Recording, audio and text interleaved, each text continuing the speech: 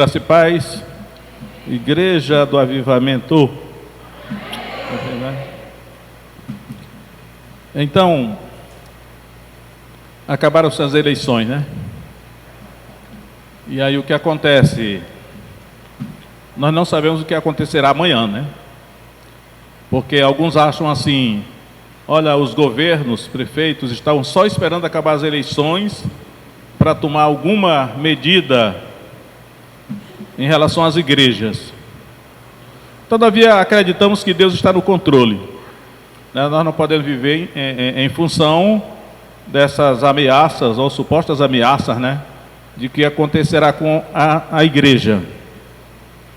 Então, eu vou marcar para o próximo domingo uma atividade que, se Deus permitir, nós realizaremos, né?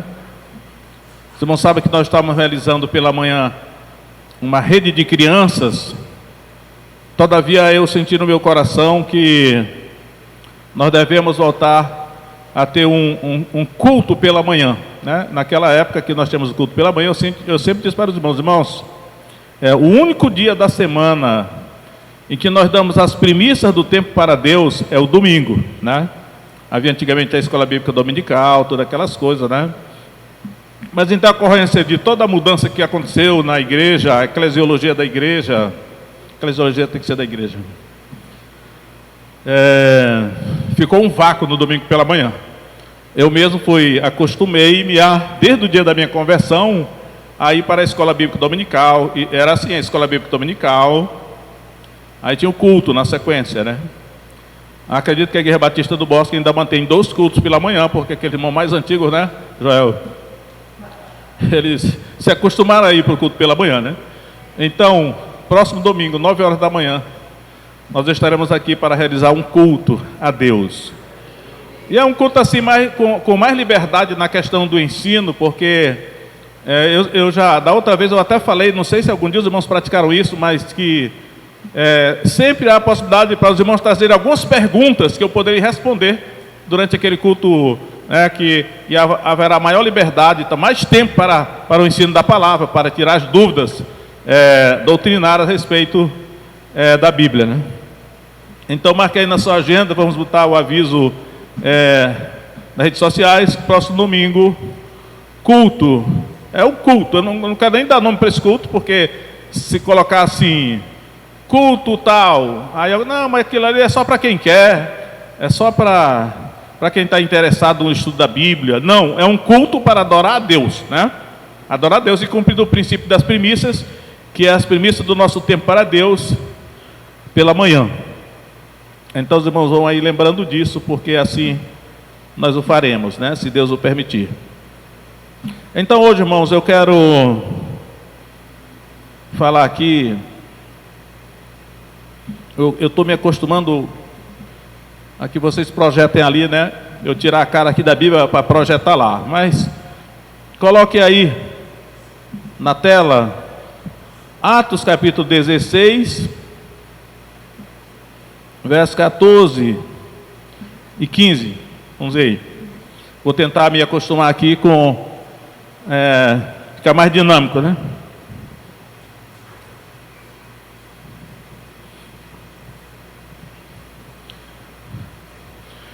E certa mulher chamada Lídia, vendedora de púrpura da cidade de Tiatira, e que temia a Deus, nos escutava, e o Senhor lhe abriu o coração para atender as coisas que Paulo dizia. Isso aí, o 15, né? Depois que foi batizada, ela e a sua casa, rogou-nos, dizendo: se haveis julgado que eu sou fiel ao Senhor, entrai em minha casa e ficai ali. E nos constrangeu a isso. Volta aí o verso 14 aí, que tem umas coisas ali que essa versão aí tá, que essa mulher temia a Deus, né? Naquela minha versão ali está assim, servia a Deus, mas eu acredito que a versão da NVI temia a Deus. Acredito que o mais correto é que essa mulher, ela temia a Deus, que ela era uma temente a Deus, né? E o componente da sinagoga judaica era eram os judeus legítimos, cujos homens eram circuncidados. As mulheres naturalmente não eram circuncidadas. Os prosélitos, que eram os gentios que, sendo circuncidados, se converteram ao judaísmo, ao Deus de Israel. E os tementes a Deus. No caso dos homens, os tementes a Deus, eles tinham aderido ao judaísmo, mas não eram circuncidados ainda. Agora, essa mulher aí, ela era temente a Deus. Naturalmente, em Filipos, onde isso está acontecendo, não havia uma sinagoga. Não havia uma sinagoga. Por isso que essas mulheres, aí um grupo de mulheres, elas se reuniam à beira do rio. Dizem que onde houvesse mais de 10 homens no judaísmo, formavam uma sinagoga. Então aí não tinha 10 homens praticantes do judaísmo, portanto não havia uma sinagoga. E essas mulheres tementes a Deus, elas se reuniam numa reunião de oração à beira do rio. Essa mulher chamada Lídia, eu fui pesquisar sobre o nome dela. Alguns acham, o dicionário bíblico acha que o nome dela pode derivar de Lud, que é um descendente de Shem, que aparece em Atos 10, 22. Porque Lud, eu sempre vejo que é uma confusão muito grande sobre essa questão, porque lá, por exemplo, em Gênesis, Assur é o pai da Assíria, e esse Lud pode ser o pai de Lídia. Lídia é uma região, tipo assim o Acre, né? Lídia é uma região, a região da Lídia. Naturalmente, essa mulher adotou o nome da região onde ela nasceu. E nessa região da Lídia, havia uma cidade chamada Tiatira, que é uma daquelas 7 cidades da Ásia Menor, que aparece no capítulo 2, capítulo 2 de Apocalipse. Então, ela era vendedora de púrpura, ela vendia tecidos de púrpura. Púrpura é uma cor vermelha, né? Tem um vermelho brilhante e tem um vermelho menos brilhante, mais assim escuro, né? Púrpura e escarlata. Essa mulher, ela vendia tecidos de púrpura, que existia esse comércio lá na região da Lídia.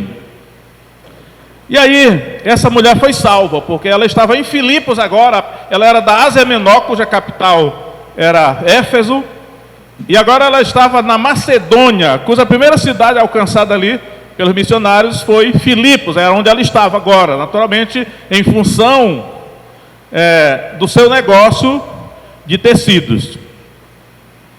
E eu quero refletir um pouco com os irmãos sobre que essa mulher foi salva, né? Essa mulher foi salva. E aí, baseado na salvação de Lídia, eu quero refletir um pouco com os irmãos, porque eu acredito que da mesma maneira como Lídia foi salva, é dessa maneira que nós também somos salvos, né? Aqui como que é um padrão. Então, como é que Lídia foi salva? Eu até coloquei um título aqui, como Lídia foi salva, né? O título dessa mensagem seria assim, como Lídia foi salva. E eu quero mostrar, você vê que ultimamente eu estou assim enfatizando a soberania de Deus. Eu falei que a soberania de Deus, e existe a responsabilidade humana. Às vezes a Bíblia dá a entender que toda a questão da salvação está na mão de Deus, é que Deus faz tudo. De certa maneira, a base bíblica para isso. Mas alguns acham que não, que o ser humano precisa fazer alguma coisa, também há base bíblica para isso. Portanto, a gente está assim no meio de um dilema, né? Temos que ter humildade para reconhecer que há coisas na Bíblia que nós não entendemos. Mas vamos pegar aqui o caso dessa mulher. Tudo indica que ela era solteira. Existe até, eu lembro, não sei se o Joel lembra, que quando o Dr. Peter Wagner veio aqui a Rio Branco, ele pregou na Catedral da Guerra Batista do Bosque, antes de falecer, ele já faleceu. Ele falou que estava escrevendo um livro sobre a seguinte tese, que Lucas, que era da equipe missionária de Paulo, o médico grego que escreveu 2 livros, ele tinha se casado com Lídia, né? Não sei, esse livro talvez não foi traduzido em português, porque eu nunca vi aqui no Brasil, não sei se ele chegou a concluir. Mas essa mulher, tudo indica que ela era solteira. Então, eu vou levantar aqui algumas teses aqui, baseado nesse texto e em outros, para que nós descubramos como é que nós somos salvos. Se é Deus mesmo que nos salva, fazendo tudo, ou se somos nós que decidimos. Não, eu vou ser salvo, eu vou aceitar Jesus para ser salvo, vou crer em Jesus para ser eu que decido. Então eu não quero ser salvo não, vou para o inferno mesmo. Somos nós que decidimos ou é Deus que decide tudo? Então, vamos lá, né? É um assunto teológico. E algumas teses é claro que não dá para esgotar esse assunto em uma mensagem de meia hora, para que nós descubramos mas como alguns é que nós irmãos vão ter somos a respeito salvos. disso. Se é Deus mesmo que nos salva, pelo lugar eu quero mostrar tudo, aqui no texto que na salvação de Lídia, somos nós que decidimos. Não, tem pelo menos duas coisas que Deus fez, Jesus que está expresso aqui no texto. Jesus é só eu que decido. Então eu não quero ser salvo não, vou para o inferno mesmo. A primeira coisa que Deus fez foi que Deus enviou os pregadores. Até assim, Deus enviou os missionários, né? Eu não quero usar a palavra missionários para não dar a impressão que só quem foi enviado para outra nação, né, é que está nessa condição, apesar de ser o caso aqui de Paulo e Silas. Mas Deus soberanamente ele providenciou para a salvação de Lídia. Como é que ele fez isso? Bom, a primeira coisa que transparece aqui no livro é que Deus enviou os pregadores, Deus enviou os missionários. Até um texto de Romanos capítulo 10 assim: como crerão se não há quem pregue? Como pregarão se não forem enviados? É o caso aqui. Então, recuando ainda um pouco para Atos 15, não, é 16 mesmo, vamos 16. Veja aí, irmãos, Atos 16, a partir do verso 6. E passando pela Frígia, não, bota lá, estou esquecendo, já estou indo para a Bíblia de novo, né? Coloca lá. Atos 16, 6. Atravessaram a região frígio-gálata, tendo sido impedidos pelo Espírito Santo de anunciar a palavra na Ásia. Então, para aí, olha só. Os dois missionários, Paulo e Silas, foram impedidos pelo Espírito Santo de anunciar a palavra na Ásia. Aí a gente já pode tirar uma série de teses aí, né? O Espírito Santo sabia que não era a Ásia, não era a hora da Ásia. Então o Espírito Santo não deixou que os dois missionários fossem para a Ásia. Não é lá. Então imagina assim, porque Lídia não estava na Ásia, já que Deus queria salvar Lídia, Lídia não estava na Ásia. Aumenta mais o outro versículo aí. E tendo chegado diante da Mísia, tentavam ir para a Bitínia, mas o Espírito de Jesus não lhe o permitiu. Então, novamente o Espírito Santo disse: ora, Lídia não está na Bitínia. Então, o Espírito Santo não permitiu que Paulo e Silas fossem para a Bitínia. E aí nós vamos vendo de quebra, irmãos, a soberania de Deus, a liderança de Deus na obra missionária, na obra evangelística e em tudo que é feito na igreja. O Espírito Santo é o líder. O Espírito Santo dirige, o Espírito Santo comanda.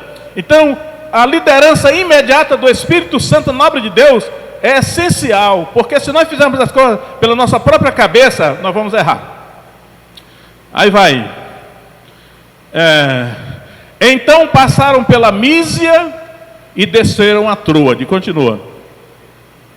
De noite apareceu a Paulo esta visão. Estava ali em pé um homem da Macedônia, que lhe rogava: passa a Macedônia e ajuda-nos. Continuando. E quando ele teve esta visão, procurávamos logo partir para a Macedônia. Eu acho que é procuramos o correto, né? Logo partir para a Macedônia, concluindo que Deus nos havia chamado para lhes anunciarmos o Evangelho. Então tá. Na terceira tentativa agora, com Paulo e Silas desceram a Troade, eles ficaram aguardando o comando do Espírito Santo, eles ficaram aguardando a direção do Espírito Santo, que essa direção veio através de uma visão, né? E essa visão, na verdade, foi um sonho, porque foi à noite. À noite Paulo teve uma visão. Essa visão, geralmente, irmãos, é um sonho. Eu mesmo, eu me impressiono como eu sonho, né? Lá em casa todo mundo sabe. Só basta eu dormir, eu sonho. O tempo todo, né? Algumas vezes Deus me falando. Nem sempre. Mas ele teve uma visão, foi em sonhos. Daniel, né? Nas visões da minha cabeça, Daniel tinha muito esse dom de sonhos, né? Aliás, é uma característica dos profetas, ele recebe revelação em sonhos. É uma característica profética, né? Então, quando apareceu, olha como é que Deus, porque Deus poderia ter facilitado as coisas, né? Deus poderia ter dito, olha, ouvi uma voz dizendo assim, Paulo, não é na Ásia, nem na Bitínia que eu quero que você pregue, eu quero que vocês dois vão lá para Macedônia. Mas às vezes parece que Deus dificulta, de propósito, eu não sei, mas dificulta. Então olha aí, apareceu um homem da Macedônia, dizendo, passa a Macedônia e ajuda-nos. E aí Paulo interpretou, entendeu, que o Espírito Santo, através dessa visão em sonhos, ele os estava chamando para que eles anunciassem a palavra na Macedônia, porque Lídia estava na Macedônia, e a primeira cidade da Macedônia que eles encontraram foi a cidade de Filipos, que era uma colônia, era uma colônia no sentido mais técnico, não no sentido nosso aqui, né? Não é que a colônia aqui a gente pensa logo no mato e tal, né? Mas era uma colônia assim, era uma cidade pequena, acredito, cidade de Filipos, onde moravam lá os veteranos de guerra do exército romano, né? Nós somos romanos e esses homens estão tentando nos anunciar uma outra religião. Então Filipos, na Macedônia, é a Europa, hoje é a Europa, né? E eles foram lá, então, eles foram para essa primeira cidade. Então o que eu quero destacar aqui, irmãos, olha só, a primeira providência que Deus tomou para salvar Lídia foi enviando os missionários, né? O Espírito Santo teve cuidado de impedi-los de ir para a Ásia, impedi-los de ir para a Bitínia, e eles sensatamente ficaram esperando o comando, e os enviou para a Macedônia e para a cidade de Filipos, aonde Lídia estava. Então acredito que para nosso caso aqui foi a mesma coisa, né? Deus querendo nos salvar, Ele providenciou e enviou alguém para nos evangelizar. Não foi nada por acaso não, né? Em segundo lugar, aí eu vou ver agora o verso 14. Vamos lá no verso 14 lá, de novo, 16, 14. E certa mulher chamada Lídia, vendedora de púrpura da cidade de Tiatira, e que temia Deus, nos escutava. Olha só, observe cada detalhe, né? Essa mulher, porque eles estavam na reunião de oração, na beira do rio, eram mulheres que estavam ali, e Paulo e Silas, naquela cidade de Filipos, que eles não conheciam, eles foram para a beira do rio, porque falaram para eles que tinha uma reunião de oração de mulheres ali. E aí eles começaram a falar para aquelas mulheres. Como essa mulher era temente a Deus, ela já tinha conhecimento do judaísmo, né? Ela já tinha conhecimento de que o Messias viria, e naturalmente a pregação de Paulo para elas foi que Jesus era o Messias, como ele fez na sinagoga em Tessalônica, no capítulo 17 de Atos. Então, ela nos escutava, o Espírito Santo registrou, nos escutava. É preciso que alguém escute a pregação do Evangelho para ser salvo. Romanos novamente capítulo 10. A fé é pelo ouvir, e ouvir a palavra de Deus. Então, é preciso que as pessoas ouçam, porque é ouvindo que elas creem. Como ouvirão se não há quem pregue? Como pregarão se não forem enviados? Então, um dia alguém foi enviado e nós ouvimos a pregação do Evangelho e nós cremos, né? Agora, observe ali o detalhe, que essa aqui é o aspecto mais misterioso dessa passagem ali, ó. E o Senhor lhe abriu o coração para atender as coisas que Paulo dizia. Isso aí é forte, irmãos, veja só. O Senhor abriu o coração de Lídia para atender as coisas que Paulo dizia. Ao longo da minha vida, acredito que os irmãos também, eu tenho ouvido pregadores dizendo assim, abra o seu coração, abra o seu coração. E aí eu digo assim, a pessoa não pode. Nós não podemos abrir o nosso coração. Eu já vi pregadores dizendo assim, o nosso coração tem chave, tem uma chave. Só que essa chave fica pelo lado de dentro, só nós podemos abrir, não é verdade. O nosso coração está fechado, mas só quem pode abrir é Deus, nós não podemos. Está ali o texto, né?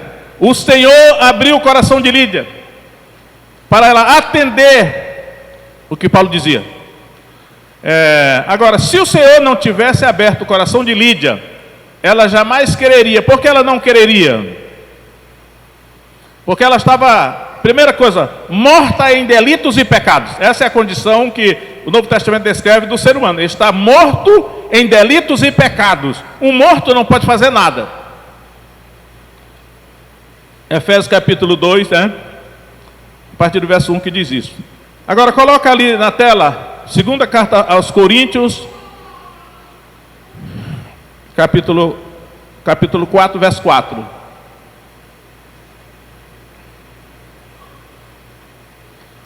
Olha só.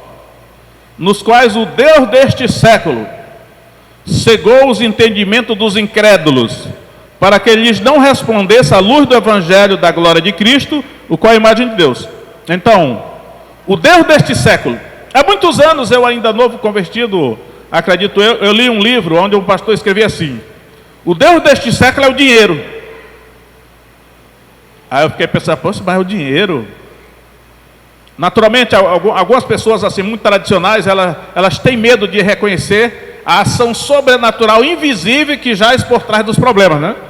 Mas ali, hoje eu sei, o Deus deste século é Satanás. Satanás é o Deus deste século. Quem cegou o entendimento dos incrédulos? Satanás cegou o entendimento. Você quer saber o que é entendimento? A palavra entendimento é a mesma coisa que coração. Porque se você pesquisar em toda a Bíblia, o Senhor entende com o coração. Então, o entendimento, o órgão do entendimento que a Bíblia fala é o coração. Alguém disse, eu acho que é também, que o coração é a mesma coisa que o espírito. Se não for, acredito que é, porque tem versículo que fala exatamente isso, né? Mas o Deus deste século, que é Satanás, que é um espírito, ele cegou o entendimento, ou seja, o coração dos incrédulos. É por isso que o Espírito Santo lá, o Senhor ali é o Espírito Santo, ou se refere a Jesus, quem é mais chamado de Senhor no Novo Testamento é Jesus, mas vê o Espírito Santo também, e o Espírito Santo é chamado o Espírito de Jesus. Então, tanto faz Jesus como o Espírito Santo, é a mesma pessoa. O Senhor abriu o coração de Lídia, porque se o Senhor não abre o coração de Lídia, ela não quereria, ela não entenderia, porque o entendimento é porque a pessoa não entende, ela vai ouvir o evangelho e não vai entender. Paulo diz também, 1 Coríntios 2, o homem natural não compreende as coisas do Espírito de Deus, porque lhe parece loucura. Mas aí, 1 Coríntios capítulo 1, ele diz: aprove a Deus salvar pela loucura da pregação os que creem.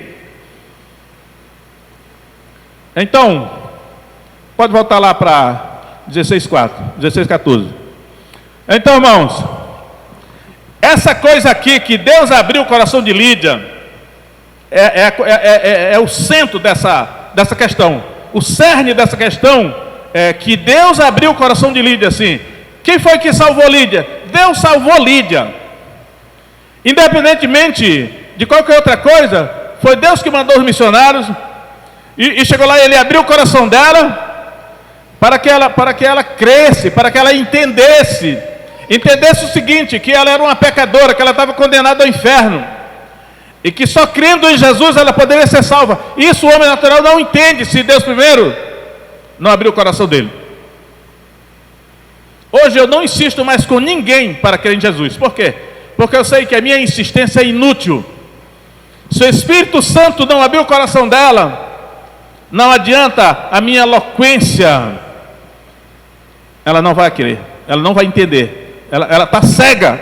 Aqui cega o entendimento, né? O coração está fechado. E aí foi Deus que abriu o coração dela, irmãos. Eu estava até pensando, que eu estava meditando nessa mensagem, eu estava pensando o seguinte: eu acho que sobre o impacto da morte do Maradona ultimamente aí, estava pensando assim: Deus entrou na área, driblou toda a defesa, passou pelo goleiro, colocou a bola debaixo da trave e chamou Lídia para chutar. Mas depois eu fiquei pensando, mas espera aí, mas a Lídia estava morta em delito, morto não pode chutar nada. Então a situação é pior. Então Deus ressuscitou Lídia para ela poder ter condição de chutar. Ou seja, Deus fez praticamente tudo, né? aqui se nós fomos salvos, se algum de nós aqui foi salvo dessa maneira. Foi Deus que providenciou toda a salvação. Mas aí isso aí faz nos dar o seguinte, um sentido. Eu estou estudando assim esses dias agora, novamente a teologia de Spurgeon, a vida de Spurgeon, Charles Haddon Spurgeon. E ele teve uma controvérsia muito grande a respeito disso, né? Porque ele defendia a soberania de Deus na salvação. Diz assim, olha, nós devemos nos humilhar, porque não fomos nós que decidimos, não fomos nós que escolhemos Jesus, mas foi Deus que fez tudo.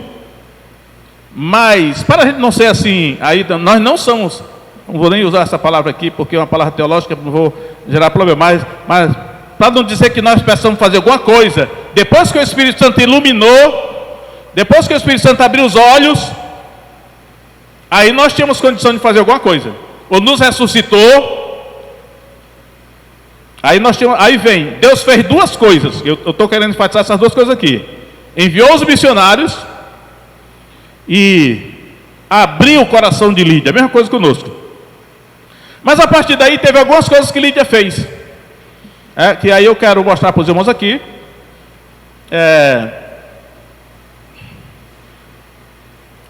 Em primeiro lugar, Lídia, ela estava no lugar certo, na hora certa, que é a pessoa certa no lugar certo, na hora certa. Onde é que Lídia estava? Numa reunião de oração. Eu pergunto, se ela não tivesse na reunião de oração, ela teria sido salva? Não sei, podia até ser. A gente tem conhecimento aí de pessoas que foram salvas em variadas situações, né? Mas no caso aí, que é a palavra de Deus, a autoridade canônica, ela estava numa reunião de oração. Ou seja, no culto, como nós estamos aqui. Aliás, a maior parte das coisas na Bíblia acontece num culto. Porque alguém que vai para um culto ou vai para uma reunião de oração, ele está buscando alguma coisa. Quem não está buscando, embora tem pessoas que nem estavam buscando e foram salvos, isso aí é um mistério de Deus, né? Mas a norma, a regra é que a pessoa que foi salva, ela estava em algum lugar religioso. Observe que Paulo sempre ia nas sinagogas. Lá na sinagoga, Jesus também, ele fez muita coisa na sinagoga, porque o judeu estava lá buscando a Deus. Então, um dos fatores que nós podemos fazer, ainda que cegos, é buscar a Deus. No caso aqui, tem duas características. Essa reunião de oração era um culto, mas era uma reunião de oração. O que se faz numa reunião de oração? Se busca a Deus. Então os irmãos estão no lugar certo. Nesse aspecto aqui, né? Os irmãos estão no lugar certo. Estão num culto e estão buscando a Deus. Aí eu vou pedir que os meninos coloquem ali Deuteronômio capítulo 4, verso 29.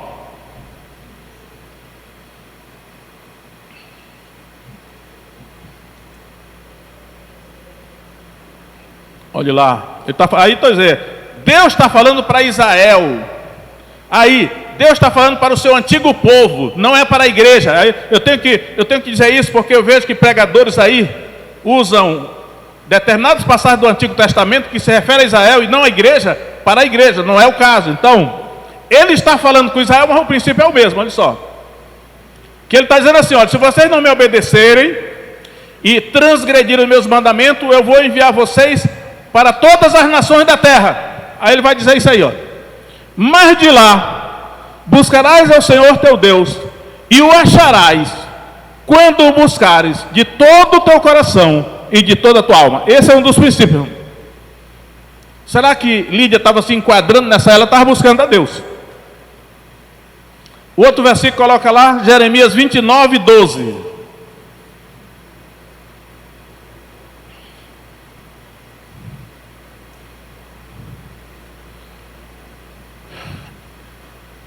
Novamente, agora Israel estava no cativeiro babilônico, por ter pecado contra Deus, foi levado para o cativeiro babilônico, para a diáspora. Aí diz lá, então me invocareis, ireis e orareis a mim, e eu vos ouvirei. O próximo versículo, buscar-me-eis e me achareis, quando me buscar de todo o vosso coração. Está aí um princípio, que é possível que Lídia estava praticando isso, ela estava buscando a Deus. Tem outra escritura que diz assim, como se tateando pudéssemos achar a Deus. Mesmo que o ser humano procure Deus, busque a Deus, ele não encontrará se Deus não se revelar a ele. A iniciativa é de Deus, né? Jamais nenhum ser humano vai encontrar Deus por buscá-lo. É claro que ao buscar a Deus, Deus vai ver o esforço e vai se revelar a ele, né? Então eu acredito que esse princípio aí se cumpriu na vida de Lídia. Ela estava buscando a Deus, estava na reunião de oração, tinha aderido ao judaísmo. Mas aí, 16, 14. Não, 15. 16, 15.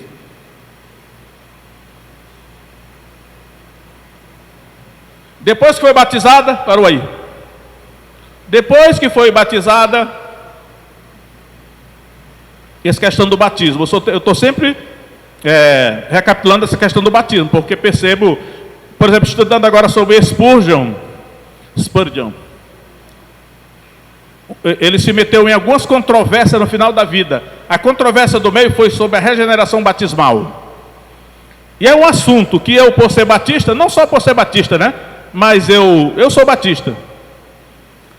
Essa questão do entendimento sobre o batismo, que não é fácil. Eu percebo que a maior parte das igrejas parece não entender a questão do batismo. Eu sempre digo assim: tem uma igreja que crê na regeneração batismal, por isso batiza a criança. E ela crê que o batismo é um sacramento que por si só salva a pessoa. Aí tem outro segmento mais evangélico, que já vai para o outro extremo e diz assim: o batismo não serve para nada. Então por que a gente batiza? É porque é uma ordenança. Como Jesus mandou, ele mandou, a gente vai batizar. É uma ordenança dele. Agora para que serve ninguém sabe não. Não serve para nada não. Os dois estão errados. Deus nos salva por meio do batismo. Essa doutrina aqui, ela está em todo o Novo Testamento, olha. Aliás, o apóstolo Pedro, na sua primeira carta, capítulo 4, não, capítulo 3, eu acho que verso 20 por aí. Não coloca não esse versículo aí, é porque eu não vou me aprofundar na exposição, não vai dar tempo, mas Deus nos salva por meio do batismo. O batismo sozinho não salva. Mas se o batismo for uma manifestação da fé que já brotou no nosso coração, o primeiro ato de obediência do crente é o batismo. Por isso que Pedro disse no dia de Pentecostes: arrependei-vos, sede batizados em nome de Jesus Cristo para perdão dos pecados, ou remissão dos pecados, que é mais correto, e recebereis o dom do Espírito Santo. Então, o batismo faz parte da salvação. Por isso que eu tenho chocado alguns dizendo assim: quem não foi batizado não está salvo. Agora, só se batizar como dar um banho em alguém também não salva. Mas o batismo é o primeiro ato de obediência que revela a fé, manifesta a fé que está no nosso coração. É o batismo, o primeiro ato de obediência. Que aliás nesse texto de Pedro que eu falei, ele condiciona o perdão dos pecados ao batismo, né? Sede batizados em nome de Jesus Cristo para perdão dos pecados, ou remissão dos pecados. Por isso está dizendo, olha, o que foi a primeira coisa que Lídia fez quando o Espírito Santo abriu o coração dela? Paulo devia estar pregando que Jesus era o Messias. Então, para confirmar sua fé, ela foi batizada. Eu acho interessante que às vezes eu vejo lá na igreja, né, ao longo do tempo da igreja, eu já fiz isso, né? A gente faz as coisas erradas porque não sabe. Quem crê em Jesus aqui, levanta a mão. Isso é só uma hipótese que estou fazendo, né? É hipotético isso aqui. Aí as pessoas levantam a mão. Muito bem, quem levantou a mão está salvo já, porque isso não é o ensinamento da Bíblia. Quem crê em Jesus se batiza. A prova que você creu não é levantar a mão, é se batizar. Até entendo que os evangelistas, cujo forte não é doutrina, normalmente eles peçam um sinal à pessoa, mas uma vez que a pessoa levante a mão, e se você está disposto a se batizar, porque é o batismo que atesta que você realmente creu, primeiro ato de obediência. E até o Novo Testamento parece condicionar o recebimento do Espírito Santo ao ato de se batizar. com as exceções que aparecem em Atos capítulo 10. Em Atos capítulo 10 tem um motivo muito fácil de se explicar, né? Então, irmãos, quero mostrar aí, olha. Quem aqui, como Lídia, creu em Jesus, mas se você não se batizou ainda, eu não posso garantir que você esteja salvo, porque não está de acordo com a Escritura. Ah, mas o ladrão na cruz. Ah, o ladrão na cruz foi antes da ressurreição de Jesus, antes do Pentecostes, e ele não podia descer da cruz, porque alguém já disse, se ele descesse da cruz, ele se batizava ali mesmo. Então não é válido aquele argumento. Muito bem. Aí eu quero mostrar aqui o seguinte, o que é que Deus fez? Aquelas duas coisas. O que é que a Lídia fez? Ela estava no lugar certo, ela se batizou. Aí eu vou dizer para vocês agora. Agora que Deus abriu o coração de Lídia, o ato de se batizar foi um ato voluntário dela. Creio eu que ela poderia ter dito assim, não quero me batizar, não estou preparada, é um compromisso muito sério, eu preciso pensar primeiro. Ela poderia ter argumentado, mas ela não argumentou, ela se batizou. Então quem creu se batiza. Agora, como o tempo já está praticamente esgotado, o que mais ela fez? Atos capítulo 16, 14, 15. De novo. Está lá, né? Olha lá. Depois foi batizada, ela e a sua casa, rogou-nos, dizendo, se haveis julgado que eu sou fiel ao Senhor, entrai em minha casa e ficai ali. E nos constrangeu a isso. Aí está uma outra coisa que Lídia fez, depois que ela creu. Sabe o que ela fez? Praticou hospitalidade, praticou boas obras. Isso está de acordo com Efésios 2, de 8 a 10. Pela graça sois salvos por meio da fé. Isto não vem de vós, é dom de Deus. Não vem das obras para que ninguém se glorie. Porque somos feitura sua, criados em Cristo Jesus, para as boas obras, que Deus preparou de antemão para que andássemos nelas. As boas obras estão aí. O comportamento hospitaleiro de Lídia, fazendo questão, insistindo, nos constrangeu, toda a equipe de Paulo, a se hospedar na casa dela. Quando nós nos convertemos de verdade, o Espírito Santo nos transformou mesmo, o nosso comportamento muda. Passa a deixar de ser um comportamento egoísta para se tornar altruísta, principalmente em favor dos santos, em favor da igreja, em favor da obra de Deus, do reino de Deus. Isso precisa atestar. Nós não somos salvos por praticar boas obras, mas se nós somos salvos, nós praticaremos essas boas obras. Isso ela fez. Agora, irmãos, eu quero terminar, mas eu estou tentado aqui vou fazer aqui para mostrar para vocês que uma Bíblia é um quebra-cabeça. O Espírito Santo revela. Coloca aí, eu vou mostrar o seguinte. Espera aí, vamos ver aqui.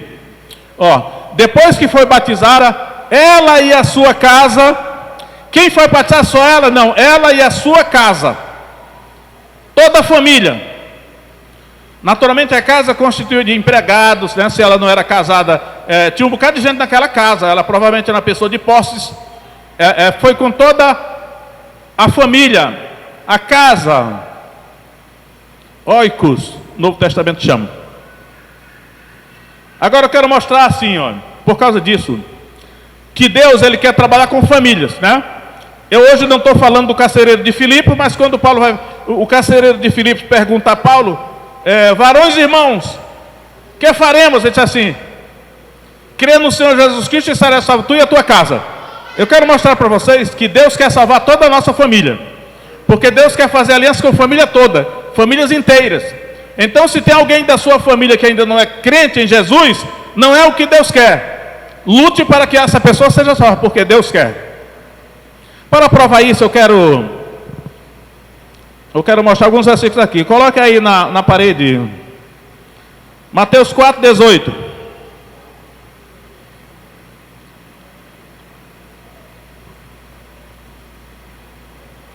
Jesus, andando ao longo do mar da Galileia, viu dois irmãos, Simão, chamado Pedro, e seu irmão André, os quais lançavam a rede ao mar, porque eram pescadores. Então, ali, dois irmãos, Simão e André.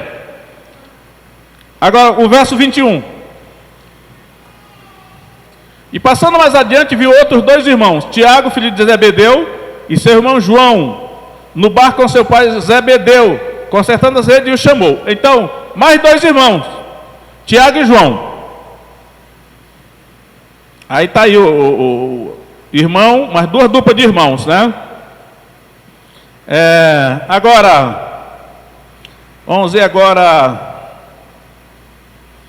Marcos 2,14. Marcos 2,14. Veja só, quando ia passando, viu Levi, filho de Alfeu. Diga, Levi, filho de Alfeu. Mais alto, Levi, filho de Alfeu. Muito bem, então grave isso aí. Sentado na coletoria e disse-lhe: segue-me. E ele, levantando-se, o seguiu. Esse Levi é o mesmo Mateus, Mateus o publicano, né? Ele tinha o nome de Levi também, e ele é filho de Alfeu. Isso é o que eu quero enfatizar. Agora, Marcos 3,16.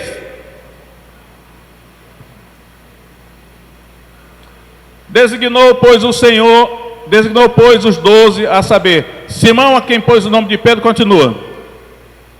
Tiago, filho de Zebedeu, João, irmão de Tiago, aos quais pôs o nome de Boanerges, que significa filho do trovão, continua. André, que é irmão de Pedro, né? Simão Pedro, Filipe, Bartolomeu, Mateus é o publicano chamado Levi, que é filho de Alfeu. Tomé, Tiago, filho de Alfeu. Olha aí, você sabia disso, que esse Tiago aí era também filho de Alfeu, portanto, esse Tiago é irmão de Mateus ou Levi? 2 irmãos mais no colégio apostólico. Deus quer trabalhar com famílias, com parentes, porque Ele já lhe conhece, sabe que você tem um índole que agrada a Ele, né? Agora vejam só, Mateus 27:55. Veja essas mulheres aí. Também estavam ali olhando de longe muitas mulheres que tinham seguido a Jesus desde a Galileia para o servir. 56. Observe essas mulheres, irmãos, entre as quais se achavam Maria Madalena. Maria Madalena é famosa, todo mundo conhece, né? Maria, mãe de Tiago e de José. Alguém sabe quem é essa Maria, mãe de Tiago e de José? Quem é? A mãe de Jesus? Parabéns, a mãe de Jesus. Porque ela era chamada Maria, mãe de Tiago e de José, porque Tiago e José eram irmãos de Jesus, era o filho dela, né? O evangelista registrou só Maria, mãe de Tiago e de José. Aí que mais? Agora, Marcos, capítulo 15. Não, peraí. Já vou apressando. São 3 mulheres, né? Maria Madalena, Maria, mãe de Tiago e de José, que é a mãe de Jesus, e a mãe dos filhos de Zebedeu. Alguém aí sabe o nome da mãe dos filhos de Zebedeu? Aliás, quem são os filhos de Zebedeu? Tiago e João. Já foi dito no outro texto lá, Tiago e João são os filhos de Zebedeu, né? E a mãe dos filhos de Zebedeu, ou seja, a mãe de Tiago e João, é essa mulher aí. Mas o nome dela não aparece aí, né? Vamos para o outro texto. Marcos 15, será que eu já falei isso aí? Marcos 15, 40? Não. Marcos 15, 40. Olha só. Também estavam ali algumas mulheres olhando de longe, entre elas Maria Madalena, estava no outro texto, a Maria Madalena. Aí vem Maria, mãe de Tiago, o menor, e de José. Olha como a Bíblia é um quebra-cabeça, irmãos. Essa Maria é a Maria, mãe de Jesus. Mas aí, já sabemos que ela era mãe de Tiago e de José. Só que aí diz que Tiago era o menor, acrescentou a informação. Então esse Tiago, irmão de Jesus, era o menor. Porque na primogenitura da família, Jesus era o primogênito, o menor era o mais novo, então Tiago era o mais novo. Maria, mãe de Tiago, essa informação aí. E aí diz aí, quem mais? Olha como a Bíblia é um quebra-cabeça, irmãos. Essa Maria, quem é Salomé? É a Maria, mãe de Jesus. A mãe dos filhos de Zebedeu. Então já sabemos que ela dessa mulher. Então estava lá Tiago, Maria Madalena, Maria, mãe de Jesus, e Salomé, que é a mãe dos filhos de Zebedeu. Então esse Tiago, irmão de Jesus, era o menor. Agora, porque na primogenitura da família, Jesus era o primogênito, verso 47 do mesmo texto. Tiago era o mais novo. Maria, mãe de Tiago, essa informação aí. E aí diz aí, quem mais? Maria Madalena e Maria mãe de José, observa aí. Agora ele botou só Maria mãe de José, é a mãe de Jesus. Observava onde fora posto. Maria Madalena, agora, Maria mãe de Jesus. capítulo 16, verso 1 de Marcos 16, 1. Então esse Tiago, irmão de Jesus, era o menor. Agora, passando o sábado, Maria Madalena, Maria mãe de Tiago, agora ela botou só mãe de Tiago, que era o menor, né? E Salomé, aparece o nome da mãe de São José Bedeu de novo, Salomé. Compraram aromas para irem ungí-lo. Agora, irmãos, João 19, 25. Capítulo 16, verso 1 de Marcos 16, 1. Então esse Tiago, irmão de Jesus, era o menor. Estava em pé junto à cruz de Jesus, sua mãe, mãe de Jesus, né? E a irmã de sua mãe, agora sim, olha só. Quem é a mulher que é chamada a irmã de sua mãe? Salomé. A mãe do filho de Zebedeu, Salomé, era irmã da Maria, mãe de Jesus. Agora, irmãos, isso significa então que Tiago e João eram primos de Jesus. Percebe aí como Deus quer usar a família, irmão? Ele conhece a índole da família. Ele quer salvar a família toda. E aí diz lá: e Maria, mulher de Clopas, essa é a desconhecida, e Maria Madalena, que agora aparece por último. Então, isso aí, guarde isso aí, irmão, porque isso aí não é fácil de descobrir, né? Eu creio que é muito estudo e o Espírito Santo revelando, porque é difícil, né?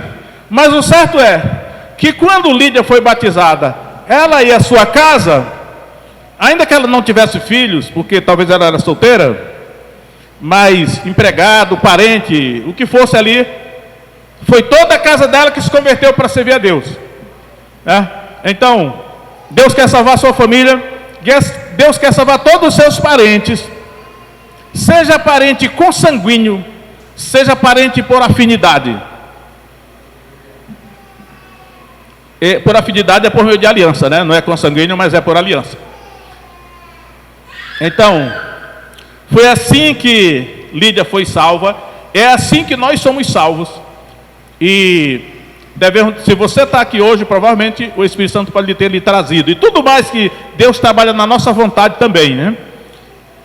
Aquilo que nós precisamos fazer, vamos fazer, porque também tem versículo que manda nos esforçarmos, sermos fiéis, né? Esforça-te, tem bom ânimo, isso é que Deus diz repetidamente para Josué. Vamos nos esforçar e sermos fiéis e ter compromisso com Deus, né? Vamos agradecer a Deus por isso. Fique em pé. Eu queria que o Joel cantasse mais uma música aqui. Tem alguma música que tem a ver com essa questão aí da salvação, né?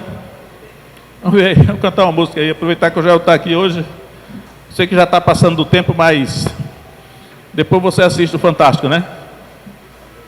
Você nem se ainda existe Fantástico.